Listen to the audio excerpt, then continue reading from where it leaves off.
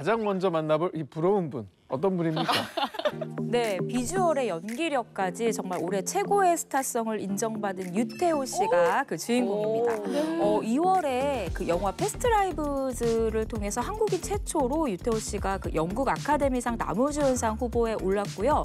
또 이 작품이 3월에는 제96회 아카데미 시상식 작품상, 각본상 후보에 올라서 정말 말 그대로 유태호 씨의 이름이 세계 영화계에 각인된 경사가 있었습니다. 네, 사실 유태호 씨가 우리 대중들에게 각인된 건 얼마 지나지가 않았는데 사실 배우로 데뷔한 거는 꽤 오래됐다고 들었거든요.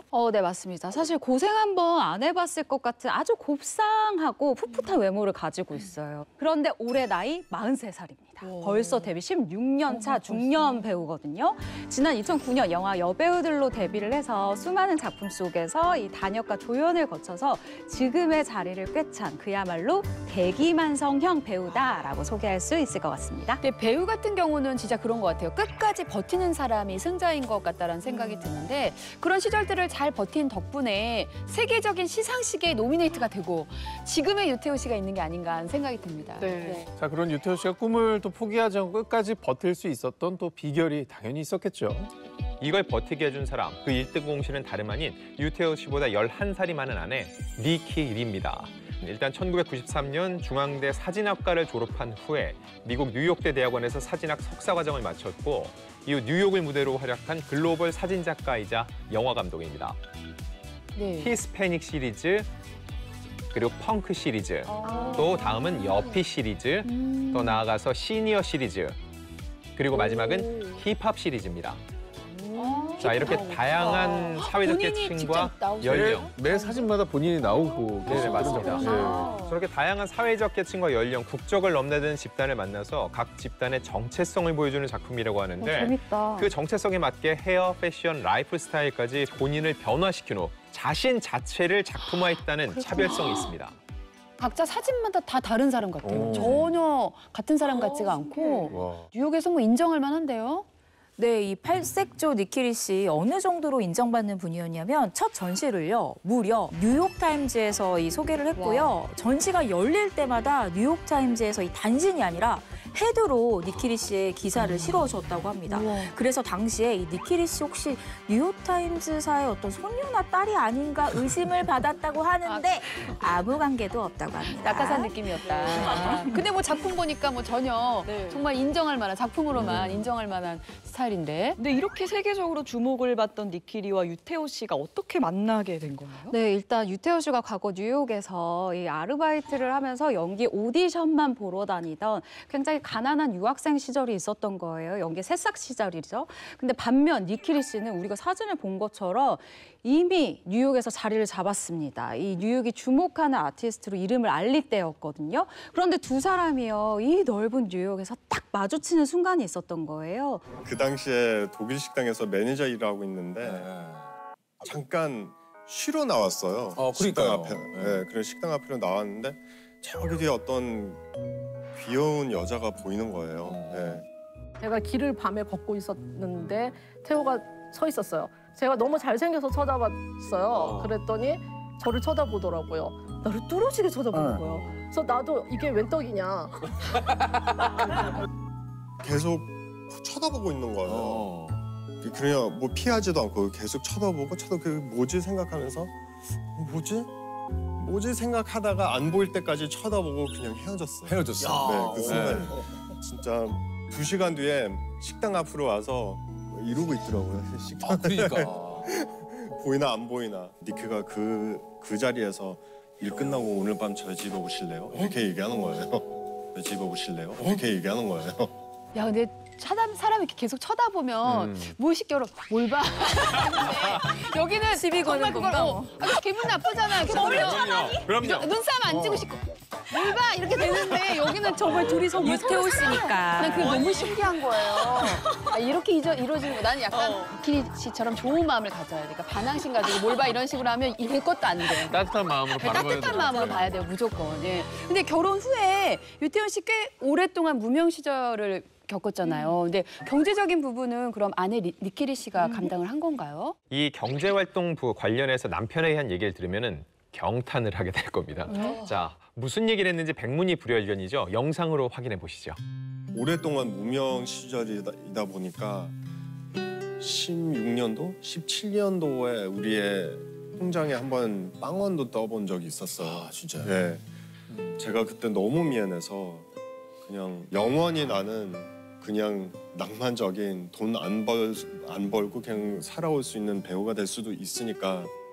근데 니키는 그냥 편하게 당연하지. 뭐 조금 여보가 힘들 수가 있기 때문에 좀 마음이 아프지만 우리는 열심히 하자 같이 이렇게 얘기했었던 거죠.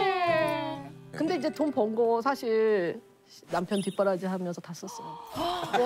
10년 동안. 근데 본인은 또 막 알바를 하려고 했어요, 사실. 아, 당연히. 그게 또 뭐 다르구나. 놀고 먹는 걸 좋아하는 친구는 아니니까 엄청 성실한 친구니까.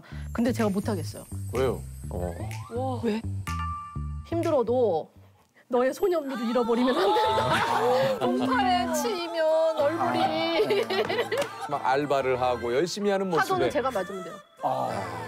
파도는 내가 맞으면 돼. 내가 맞으면 돼. 야, 진짜 찐 사랑이다. 니키리 씨의 배려 덕분에 유태현 씨가 그 꿈미모를 지금까지 유지하고 있다는 진짜. 순간 몰입했어. 시사점이 좀 있는 것 같습니다. 그럼요, 분명히 있고요. 사실 가장이 되면 꿈만 쫓을 수는 없는 게 현실인데 유태우 씨 아내 이 니키리 씨는 막막한 현실에도 꿈을 잃지 않게 유태우 씨의 도전을 전폭적으로 지원하고 또 응원을 아끼지 않았거든요. 그렇게 유태우 씨는 아내 니키리 씨 덕분에 비교적 편한 마음으로 연기에 대한 도전을 이어갔고 지금의 자리에 오를 수 있었다는 거죠. 와카남 인생 16년 만에 빛을 보게 된 만큼 이제 아내분이 남편 카드를 당당하게 써도 될 것 같아요. 예. 자, 사랑스러운 부부의 앞날 앞으로 더 기대가 됩니다. 네. 네, 다음으로 소개해 주실 스타는 전생에 나라를 구했다는 이야기가 나오는 분이라고요. 네, 맞습니다. 지난 2005년 영화 잠복근무로 데뷔해서 내 이름은 김삼순, 그리고 꽃보다 남자, 치즈 인 더 트랩으로 이 다양한 작품에서 개성 넘치는 연기를 선보인 김기방 씨인데 또 이분이 이렇게 절친들은 또 다 그렇게 잘생기셨잖아요. 뭐 김우빈 씨, 이광수 씨, 도경수 씨랑 최근에 이 콩 심은 데 콩 나고 팥 심은 데 팥 난다 콩콩팥팥에서 이 많은 분들에게 또 예능계 치트키로 인정받고 있는 분입니다.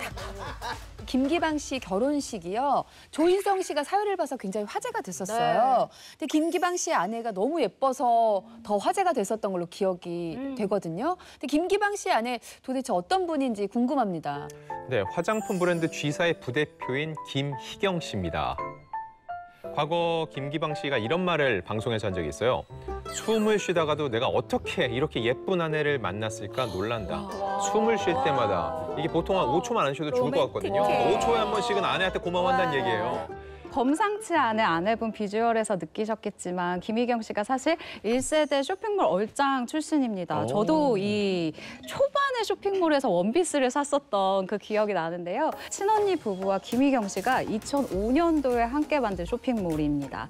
당시 메인 모델이자 공동 운영자가 이 아내분인 김희경 씨였는데요.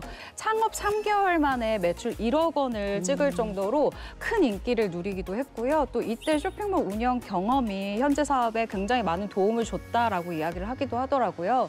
여기에 더해서 요즘은 패션, 화장품, 여기에 F&B 사업까지 손만 대면은 그냥 뭐 쑥쑥 자라나는 그야말로 황금손을 가진 아내다라고 할 수 있겠네요.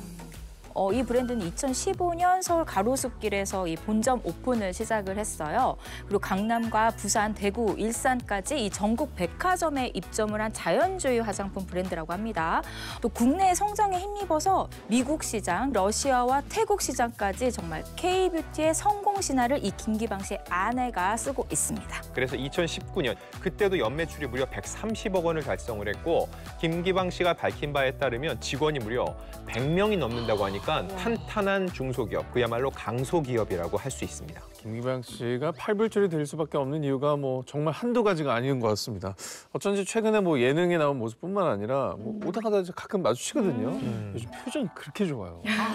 정말 행복해. 근데 요즘은 정말 행복하기 쉽지 않거든요. 왜냐면은 이 고현정 씨도 그랬었고 김하늘, 이장우 씨 많은 이런 주연급 배우들이 요즘 드라마가 너무 없다, 맞아, 작품이 작품 수가, 없다, 맞아. 불황이다 얘기를 하는데 김기방 씨도 예외는 아니라는 거죠. 결혼 후에 작품이 무려 1년 넘게 없던 시기도 있었다고 하는데 가장이 됐는데 일이 뚝 끊기면 그것만큼 불안한 게 없잖아요. 맞아요. 나가서 일하는 게 편하지 집에서 아무것도 못하고 못 벌어온다? 못 견디거든요. 근데 김기방 씨는 달랐습니다. 아내에게 생활비를 따로 줄 필요가 전혀 없었던 거죠. 그래서 이것도 스스로 밝힌 겁니다. 저희가 하는 얘기는 아니고요. 그야말로 배짱이처럼 놀면서 아내에게 용돈을 받아가며 생활을 했다. 부럽다. 이렇게 얘기를 했습니다. 그리고 김기방 씨가 이렇게 불경기에도 불구하고 얼굴이 아까 너무 좋아 보인다 했죠? 그냥 좋아 보인 게 아니라 정말 좋은 겁니다, 얼굴이.